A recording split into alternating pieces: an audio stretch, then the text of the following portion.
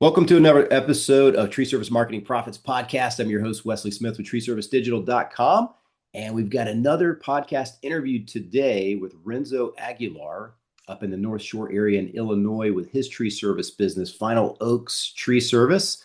And he's going to share his story. If you guys are watching this on YouTube or listening to it on the podcast, like and subscribe to our YouTube channel. We've got plenty more interviews already scheduled, as well as marketing informational webinars coming down the line. Renzo, thanks for joining us this morning, man. Appreciate it.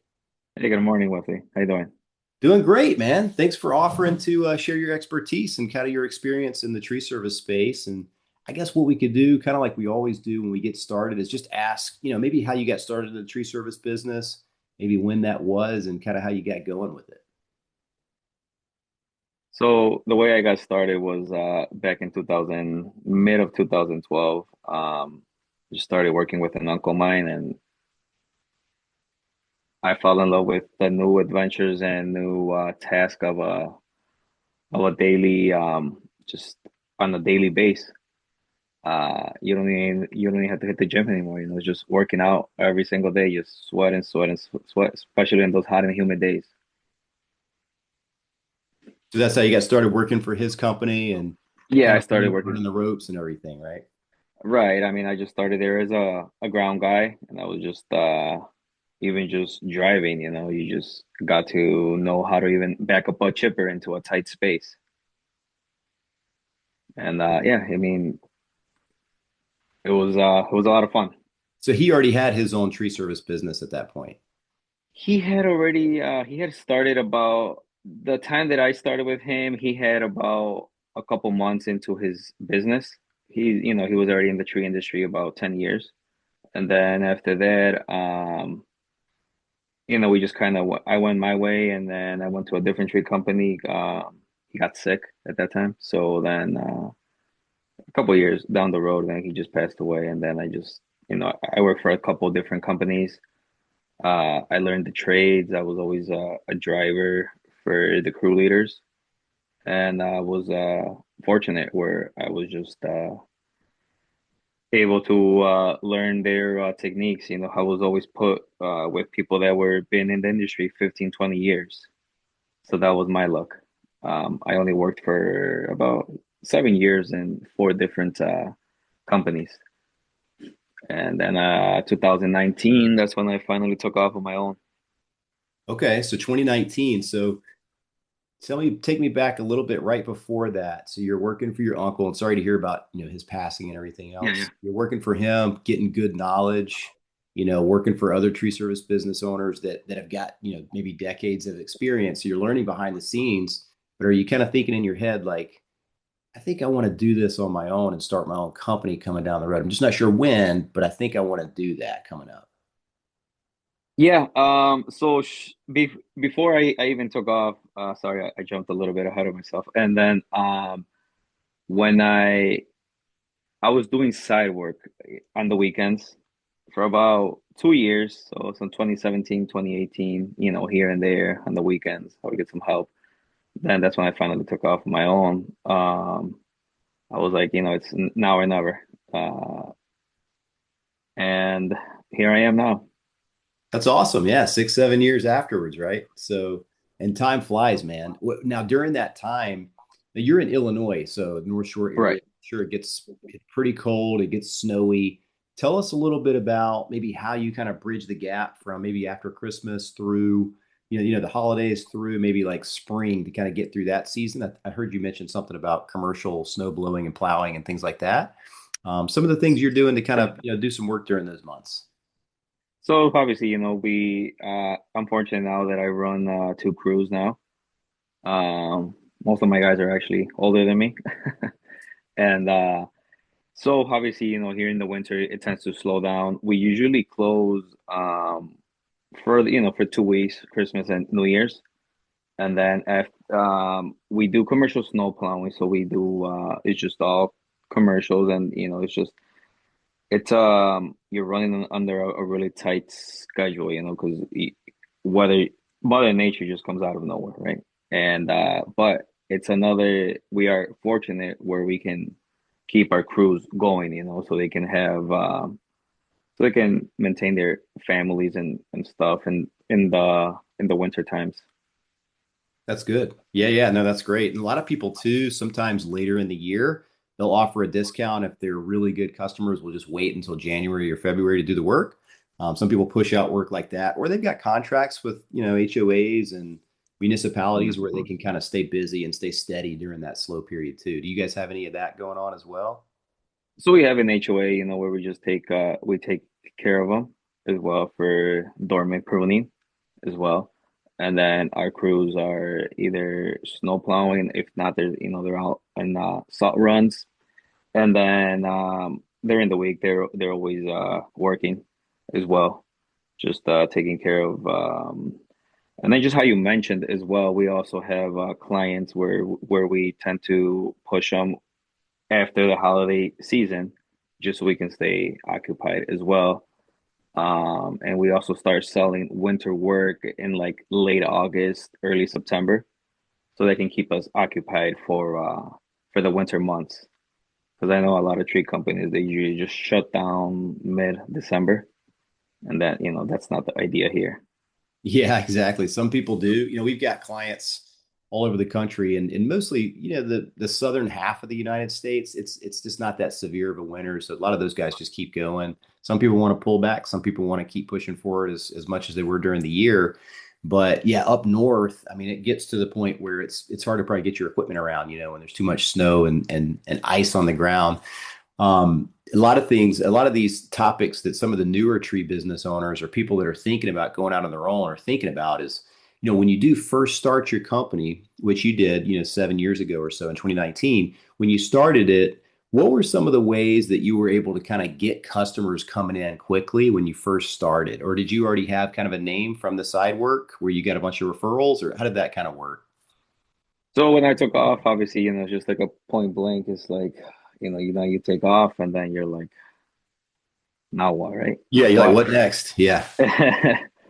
I already had works lined up from a couple of weekends, so I just called them up and I went that route. I was also already doing work for a couple of contractors, so I gave them a call as well.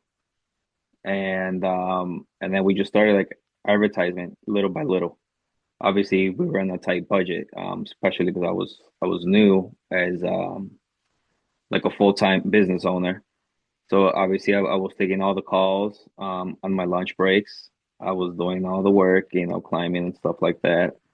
I didn't have any bucket truck. Bucket truck came a couple years later, so it was all manually done. Those are big investments. I mean, you got to have the cash flow coming in, right? To go to, Exactly. yeah. Yeah. So I mean, my biggest investment was we bought a dingle as well, just to haul everything away because in the beginning it was just me and two other guys, and that was it. Just to taking all the debris out and all that stuff. Gotcha. Yeah. And so you kind of you start getting busier and busier each year. You have to invest in more and more equipment. So when you did first go out and get your first piece of equipment, so you got the hauler, the loader, the dingo. Then after that, was it kind of like, okay, let's look at some of the bigger equipment to make the jobs easier? Like, when did you get the bucket truck after that? Bucket truck came about 2 years later Okay. after 2019. So we're looking at about 2021 when the bucket came in, and that was like in the fall time. So that was closer to like the winter time. So I mean, saving for all this, for all these years as well.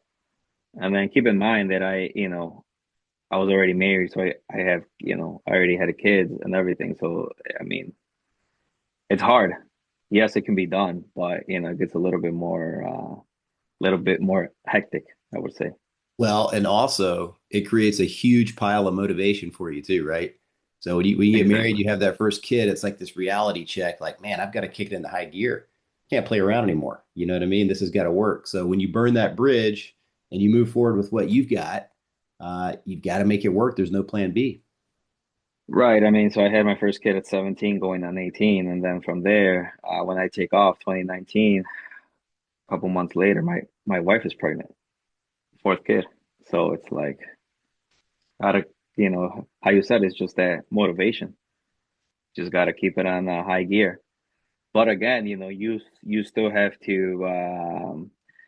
A lot of people, like a lot of business owners, even myself included, we just don't look at our health. We just kind of that's just the lack. That's like the last thing that we leave on the table because we're always on hustle mode. We're always trying to do more and over exceed ourselves.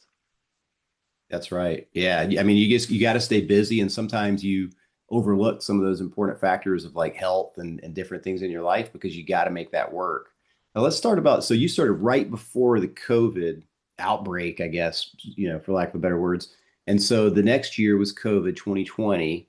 And was it kind of like this scary moment, like I'm not sure what's going to happen with the business, and then all of a sudden right after that it just blew apart, like you got super, super busy?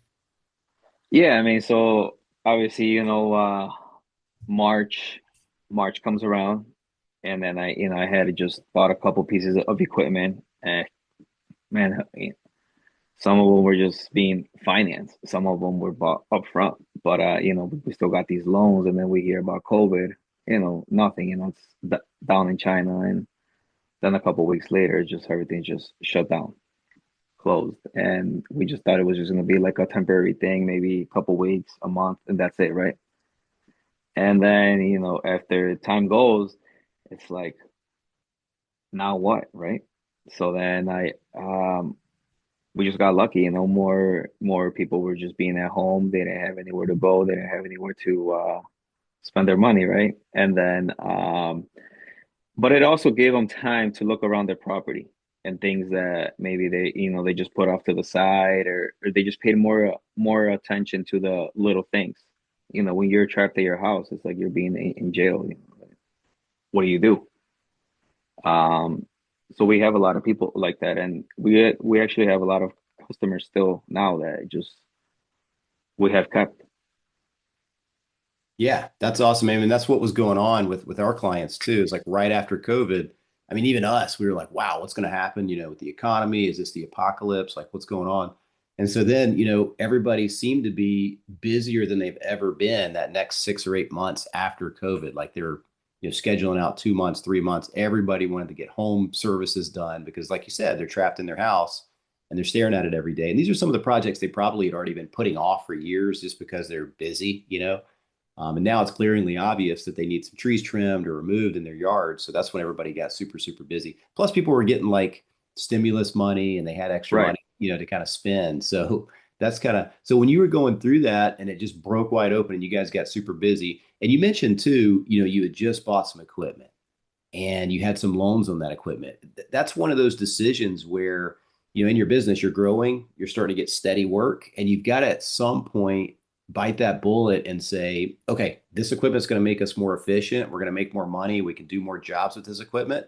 But it is a little uncomfortable, reaching out and getting a loan and all that stuff, especially if you're going to slow down a little bit. But I guess right after that, it was like divine intervention. It got super busy.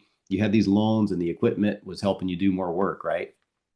Right. I mean, it is a scary moment when you're gonna, do that last signature, and obtain a loan where you're gonna be locked for the next, what is it, 5, 7 years now for a piece of equipment. And but yeah, I mean, I always like to look at it like it's the biggest investment towards the business, right?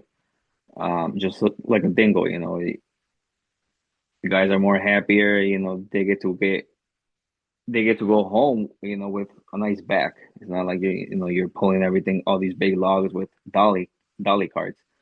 You're gonna prevent less injuries, as well as breakdowns. They just happen. If you have old equipment, breakdowns are gonna happen more frequently. Yeah, Plus, that's when you true. show up, plus when you Mhm. show up to a client's house, when all this equipment, they just get super impressed. Yeah, that's true. It makes you look more legit, right? And it's another opportunity to kind of put your business logo, services, phone number, wrap the trucks to get, more advertisement too. Because when you go through these neighborhoods, typically there's two or three, 400 houses in a neighborhood. So a lot of people are going to see your truck. And then also to and from the travel. So it's just another opportunity. Now, this is the first maybe 2 years of you being in business. So maybe like the second or third year. What types of, just for the listeners too, if you guys are getting value out of this, Renzo's insights, like and subscribe to the channel, comment below if you got any questions. We'll circle back to answer it. But what type of initial kind of marketing strategies were you doing? Did you have like your website up and your Google Map listing, Google Business Profile, maybe flyers or things like that? What all were you doing to kind of get those customers coming in? So I was actually doing door knocking, and then I actually have a sales guy where we known each other for years, and I COVID happens, and where he was working at, started to slow down. So I brought him on board,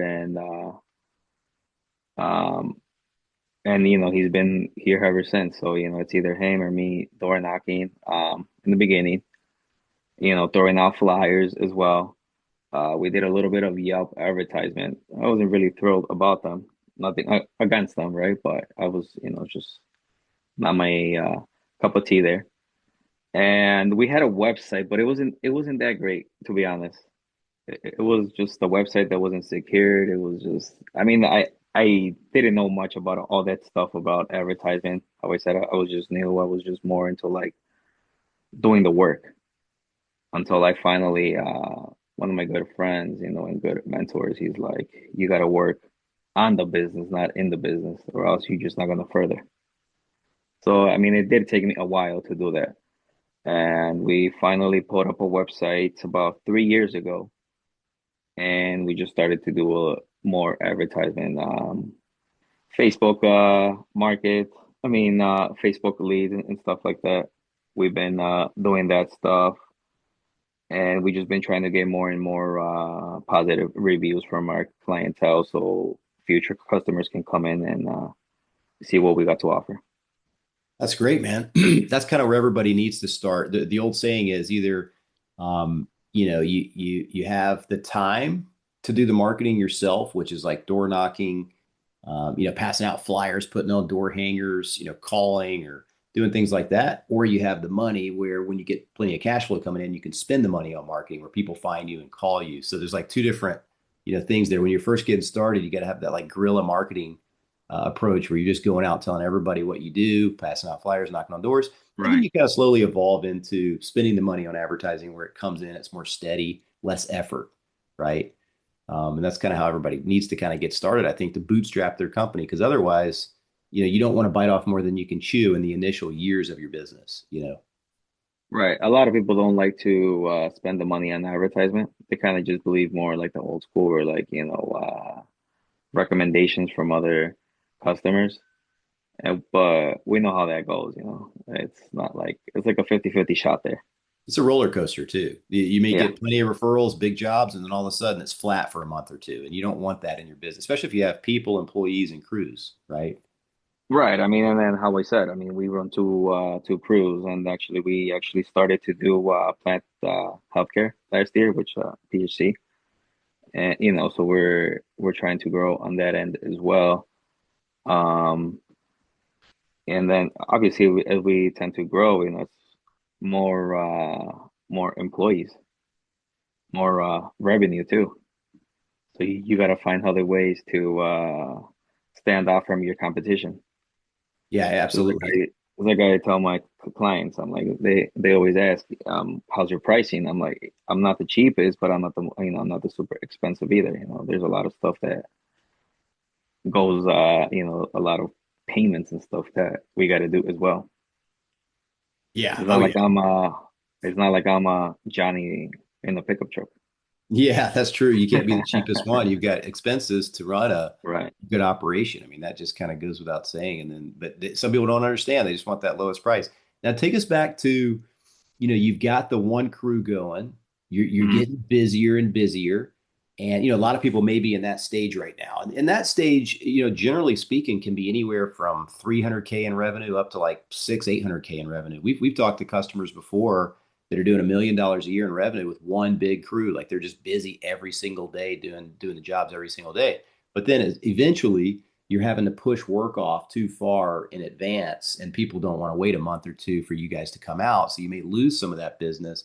Talk us through like when you decided to kind of branch out and get that second crew going, and kind of what was that, and how did that go? So like typically it's two crews, but we usually just jam them into one crew, one large crew, right? For a good portion of the week, we might get a day or two out of the week where we just pull up and then we just like separate them and we just split them and doing like the smaller jobs. They typically work with us 5, 6 days out of the week, our crews. I feel like if we just jam them, if we just jam one large crew, they can be more efficient. Everybody has a different skill in that crew, and that makes the job a little bit more faster and easier with on the guys as well. That's what we always try to like emphasize too, because the way that I like, I want them to once they leave their day here, that they get family time. Take them to their practices, so they have family time. We don't want to overwork them either. That's a good point. Yeah. I mean, everybody needs to go back home. And if they're working too many hours every single day, they're going to get burned out at some point and may look for other opportunities. What is in your opinion, like, do you have any like special ways that you like recruit good crew members, or do you get those mainly from referrals, or how do you get, team members to join, Final Oaks Tree Service? So some of the people like, like obviously like my sales guy, I've known him since I was 14. He's about 10 years older than me. We used to work together and back in the day. And we just stayed in touch. And then with like one of my main climbers, we used to work together. So when I took off, he came along as well. Keep in mind that he risked it too because it's new business. It's a startup, and he has a family as well. So from there, and then I had a cousin of mine. He was just fresh out of high school when I took off on my own. And when I first took off on my own, it was my dad quit his job. He was in construction for over 20 years, and he came along on board. So I got two fresh people that they know nothing about tree work, but they're eager to just to find a new way and help me out. And then this other guy, he just comes along about a month later, and he's still with me. He's one of my main guys with me here. And then after that, we just get another guy, to help us out. We started to get more, we needed more help at the time, and he's with us as well. And he actually brought in a couple of his relatives as well, and they're still here with me. We get a guy here and there that just comes and goes, right? I mean, he works for us about a year, couple months, and sometimes they're just not the right fit. So we just gotta let them go. And that's one of the hardest things to do as a business owner, just letting somebody go. At least for me, because you got to think about it. They got a family. I mean, how they can sustain themselves. But at the end of the day, it's business. You can't really touch your heart on that end. As bad and crucial as it sounds. Yeah, You absolutely. That's you 100%. still got to And keep you still got a business to keep afloat. yeah, I mean, that's at the end of the day, just like you said, it's just business. And if they're not kind of, forming a good team within the organization already, then it's just not a good fit. And sometimes it's hard to predict who's going to be a good fit and who's not, too. We've kind of run into similar situations just at our agency too. And you always want people to kind of have the same core values, maybe. So that's always a good thing to have posted everywhere, or core values for Hmm. the company and kind of what you stand for. And then if people kind of, gravitate to that and they think that that's something that they're a part of too and want to be a part of, then you'll get the best, kind of employees and team members that way. So it sounds like for you, it's mainly a couple family members, and then just kind of doing good work, having a good business, and people seeing you, and then kind of the referrals from there to get a couple more team members. Would you say that, having a good professional image, a website, trucks branded, things looking professional kind of helps attract those higher end, better team members? Yes, on my end, I'm like a neat freak, so I like to have my trucks washed and cleaned once a week. For me, I feel like that's the biggest thing, presentation, because you have a truck, a chipper truck, a bucket truck, down the road, and they're not clean because it's a running billboard with your logo. It's a running billboard, right? So you want to attract new clientele and let them know that if you have nice, nice and newer equipment and clean, and you're keeping up to date with it, why wouldn't you hire me, right? What signal am I throwing out there, for the type of work that I'm going to be providing for you? You don't want to show up and pulling into a driveway, like, and then old truck leaking oil, right? That's just not us. And Yeah. I seen that because I worked, in that time span of that 7 years that I worked in different companies. I worked for the biggest three companies, which is Davy, and then I worked for small companies as well. Yeah. And one of the things too with that, I like the old saying, like how it starts is going to be how it ends. So if the truck is really, really dirty and you're showing up to the customer job site, it just appears that you're not taking care of things and stuff like that. So they may even have that in their head, the customer, well, this truck is all beat up, it's leaking oil, doesn't have truck wrapped on it. I don't see their logo on there. It's dirty. It looks like it hasn't been washed in 3 years. They're probably going to do the same type of work on my property with the trees. So if it's nice and you got a good presentation, like you said, it makes them feel a bit more comfortable. You're going to do a professional job, I think. Right. I mean, just they're gonna feel more confident in, picking you, even though you might not be the cheapest, right? What they're looking for, but at the end of the day, they're gonna feel more comfortable, for the for the choice that they made. Exactly. Now, let's get into a little bit too. You've got really, really good Google reviews, over 100 plus on there. Do you have any kind of like special ways to get those Google reviews, or is it mainly just asking them to go do it? Yeah. So what I do at the end of the day, or sometimes at the end of the either that day or the next day, I always have either, Frank is my sales guy, and he's like my right hand man as well. When I'm not there, he's kind of like the second pair of eyes, which you always kind of have to just rely that on someone else because you can't always physically be there, right? There's always, things that you gotta run around, like get more work, right? Or if something breaks, you just gotta move around. Um, But back to your question about the Google review. So we always send them a text message or an email. And I have like, what we do, we have, just make it easier. We send them like an icon so they can just click on it. And we have, I send them out to like a little note, just thank you for choosing us. We would appreciate if you guys can leave us a positive or a 5-star review, and we send them an icon for Google, and we also send them an icon for, Facebook as well. Perfect. Because, That's great. when you're doing Facebook, ads, obviously you want to have reviews as well there, so they know, who they're gonna have on their property, right? Just for an estimate, they might not be able to give you the work, but at least at least you have your foot in the door there.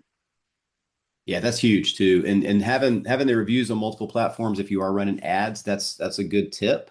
So if you're listening, that's a really good tip because if you're running ads on Google, if you're running ads on Facebook, they want to be able to kind of go to your page and check that out. So that's really good to have those. And then, it's really big too. We talk to all of our clients, especially newer ones that maybe don't have as many reviews that they need in their market to compete, but it's so important to focus on just constantly getting those reviews because if you're going to be in business anyway for several years to come, if you do this week in and week out, every single week, just continually ask for reviews, it's a numbers game. You're going to get probably 20 or 30, maybe 40% of people to leave you that review. So it's just important to continue to ask. And after 2, 3, 4 years, you'll have hundreds and hundreds of reviews. And that's just going to help you with the longevity of your business because the more of those you have, the more people trust you. They're going to call you. They're going to give you that opportunity to come out and give them that estimate. And so I think that's great. Like a lot of the follow up sequences that go in afterwards help too, kind of get a few more from people that don't do it the first time. But the Google Maps is big for getting phone calls. So the more reviews you get, typically, there's a lot of other optimization tactics too to get your Google Map to the top. But one of the main factors is how many reviews you got and what's your rating. So that's super important for Google Maps phone calls and for local service ads phone calls. Both of those kind of go hand in hand. So we always highly suggest focus on most of your effort on getting those reviews. So I'm glad you guys are doing that. And you would say too, getting those reviews has helped, right? Converting more customers, getting more calls coming in. Right. I mean, just how I said this morning, we got a storm damage call.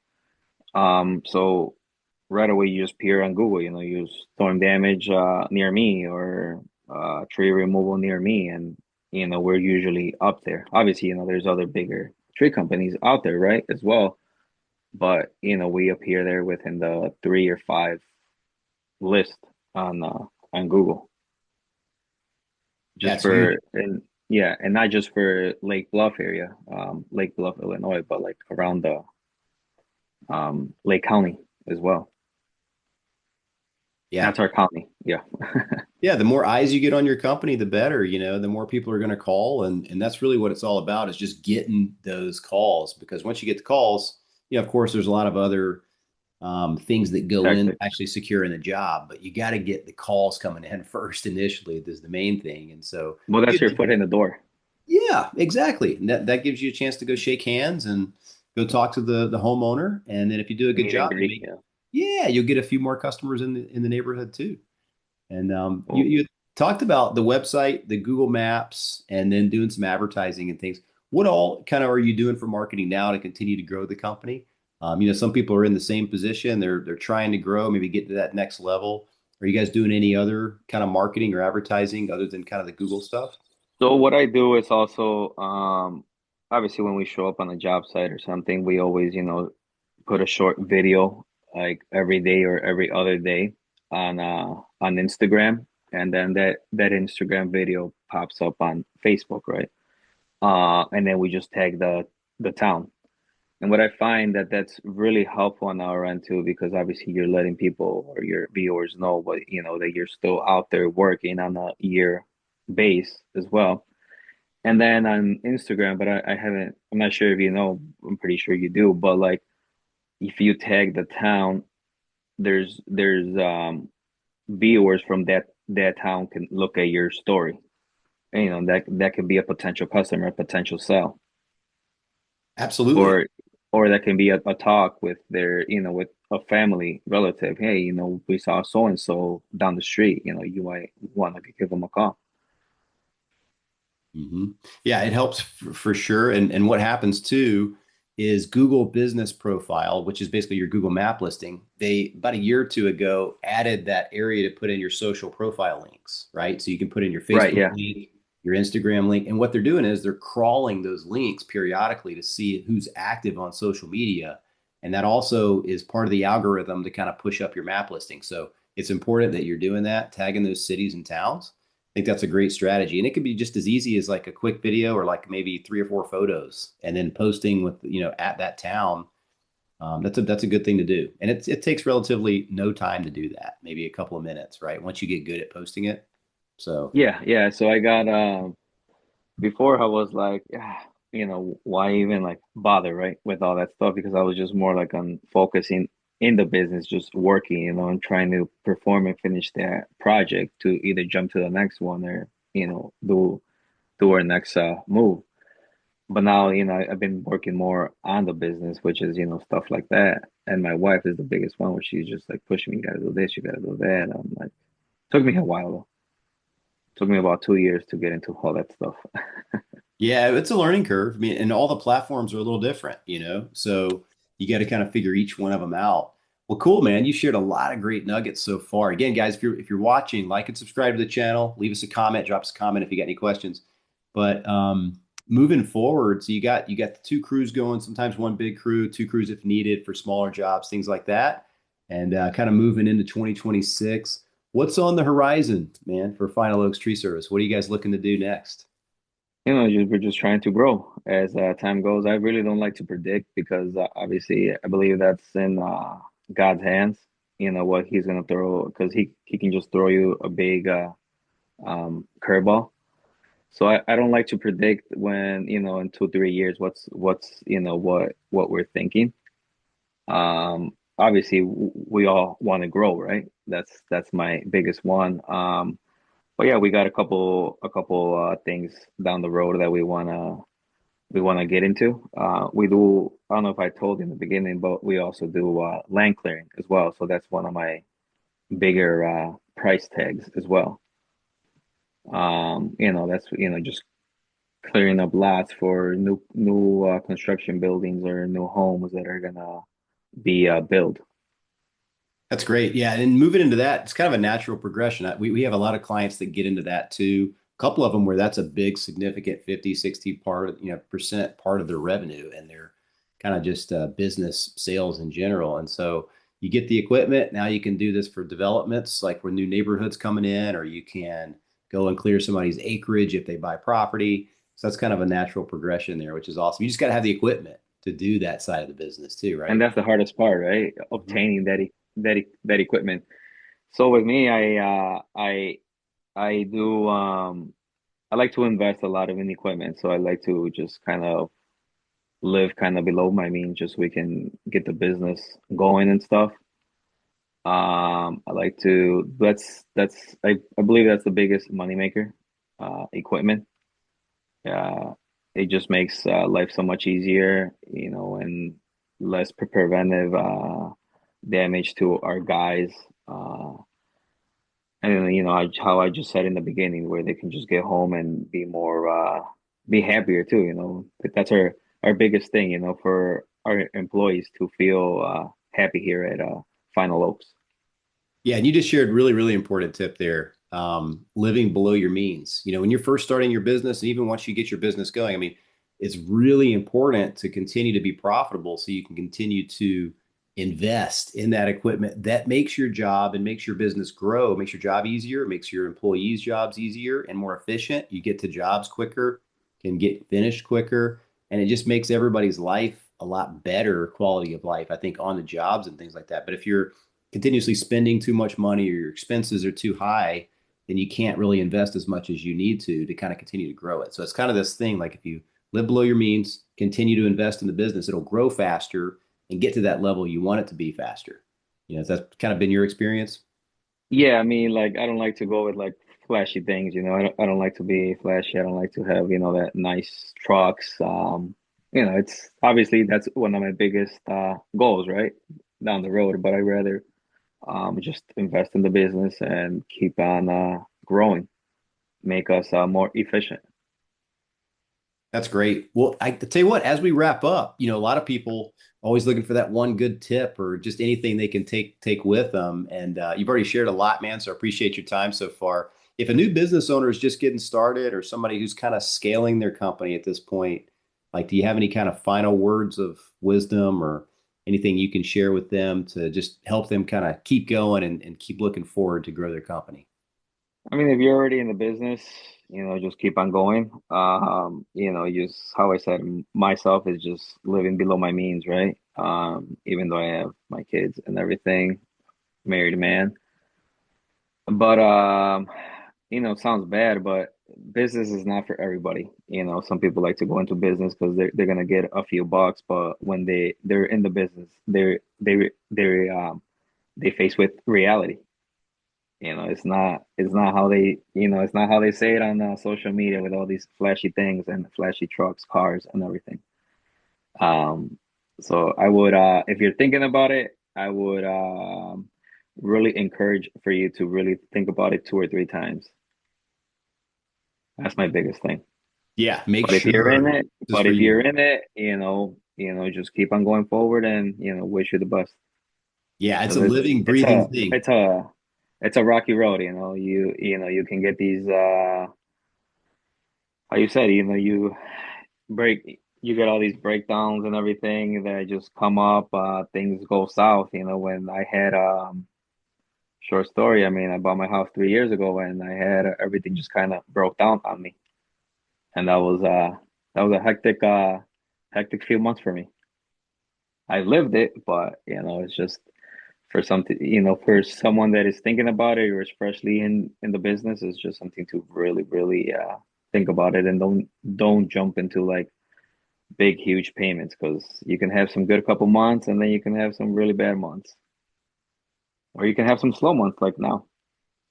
That's true. So you Got gotta to be have able some to, flow. You gotta have some cash flow. yeah, got to weather the storm, the Yeah. seasonality part. And like you said, just bought the house, things broke down, and you go through a rough patch. So those are really good learning experiences too. I think that kind of make you a more hardened business owner. You kind of understand that helps you kind of want to save the money and be more profitable too, so that you can weather those storms, right? Right. And then, as eventually as time goes, I like to just put the all the equipment off to the side, sell it and buy newer.